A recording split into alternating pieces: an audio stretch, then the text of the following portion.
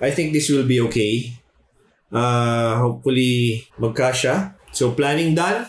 Let's go to the actual. Tingnan natin kung talagang accurate ito.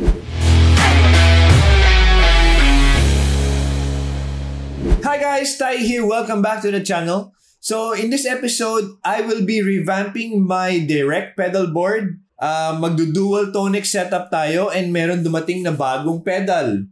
Itong pedal na ito ay the Revelation, yung bagong version nila from Jet Pedals. And I want to incorporate this into my pedal board.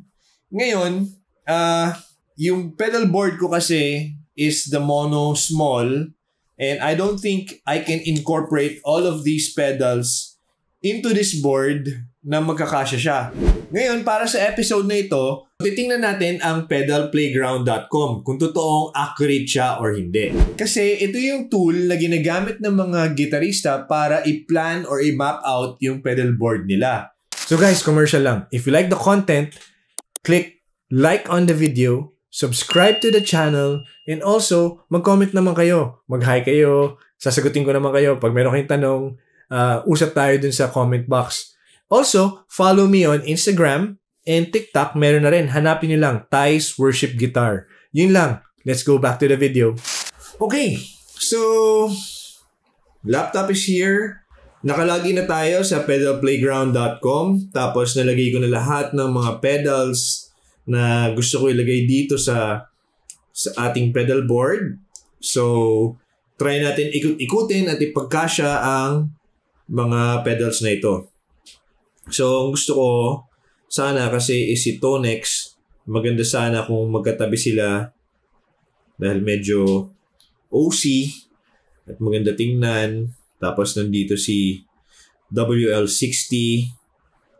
Si HX Stomp kasi kailangan nandito siya sa left side para magamit pa rin natin ang kanyang headphone out. Tapos syempre ang volume pedal ay nandito sa pinaka lower right side. Ngayon si Morningstar ay dapat malagay natin dito. And tatry natin ngayon pagkasyahin si HX Stomp and Revelation plus the tuner. So medyo malabo to kasi hindi naman sila pwedeng magsiksikan ng ganyan. And nandito si Revelation. Okay, so I think this is a fail na hindi siya magkakasya ng ganyan. So, okay. Let's reset. Okay, let's keep si WL60 and the volume pedal dito sa lugar na ito. Pero itry naman natin si Tonex magkapatong para madikit natin sila and masiksik natin ng mabuti. Okay, HX Stomp dito na lang sa taas para magamit pa rin ang headphone jack out. Tapos si Morningstar dito ilalagay. And si Polytune, magkakasya kaya siya dyan? Ang tuner. We'll find out if Pedal Playground is really accurate. Revelation. Okay. Uy. Pwede yata. So let's see if this will work. Kung hindi, pwedeng sagarin dito. Iangat dito si tuner. And then, make space for that. We'll see. Okay, kasi sa ngayon, mukhang kasya siya, pero we have to make space for the cables. Kasi dito, si Polytune bangga na dito sa gilid ni Tonex and ni Morningstar. Plus, kailangan ko pang gawa ng space yung cables ni Revelation para maging stereo siya. I think this will be okay. Hopefully magkasya. So planning done. Let's go to the actual. Tingnan natin kung talagang accurate ito. Okay, so now I have my pedal board here, yung totoo na, and kakalasin ko muna. So I'm in the process of dismantling the board. So tingnan natin kung makakalas ko siya ng mabuti and wala akong ibang masisira.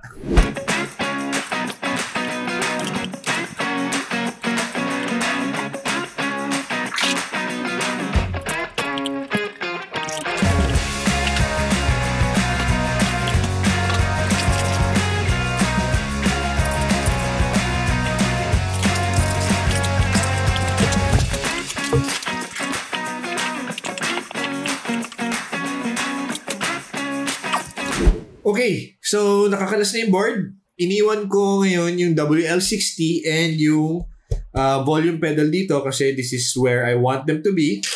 So itatabi ko lang ng mabuti yung mga cables. So imamakap natin ngayon kung talagang kasya yung mga pedals na map out natin sa pedal playground. I guess kailangan natin sagarin ng konti yung pedal board. So yung mga edges ng pedal board medyo nakahang ng konti yung ibang pedals para mapagkasya natin yung mga cables dito kasi meron mga MIDI cables dito. Makikita natin yan, may mga MIDI cables na medyo malalaki at saka may mga nakalabas na mga PL cables dito. So hopefully mapagkasya natin yung mga cables dito sa likod pag pinagpatong natin itong dalawang Tonex na ito.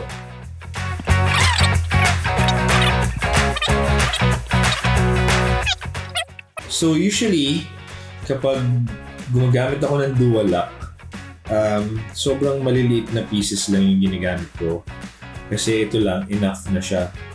And naglipat ka ng mga pedals mo in your pedal board, minsan may natitirang mga ibang points na pinagdikitan mo. Try to see if marireuse mo siya para hindi sayang yung dual lock. So eto, nilagyan ko na ngayon si Morningstar. Ang ginagawa ko, I cut it to pieces yung dual lock, tapos dinidikit ko na siya. So pag nakadikit na siya ng ganyan, saka ko siya i-peel off, tapos saka ko i-didikit ngayon dito sa board. Para pag dikit niya, eksakto na at hindi na siya gagalaw. Pero bago may dikit, make sure na talagang straight lahat at hindi ka tabingi.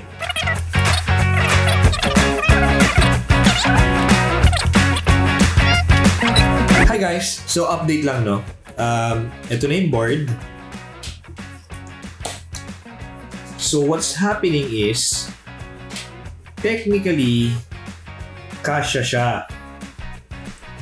Pero, with the cables na nakakabit dito sa controller, kasi gusto ko ngayon iiwan itong USB cable na nakakabit ngayon dito sa Morningstar para hindi ko na siya kakalasin pag mag-update ako ng patches.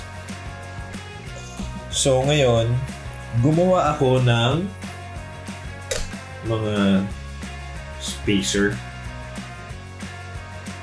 na ngayon hopefully pwede na meron dual lock na hopefully pwede ilagay ngayon dito sa pedal board as a riser, tapos saka natin ngayon ipapatong yung pedal, which will allow us to have space underneath for the cables na ilalagay natin dito sa controller.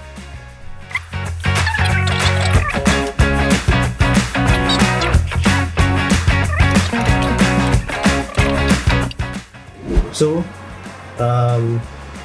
in tuner naman, as of now, with the cable, hindi siya kasya. So, bangga na siya dyan sa gitna ng controller and the Tonex.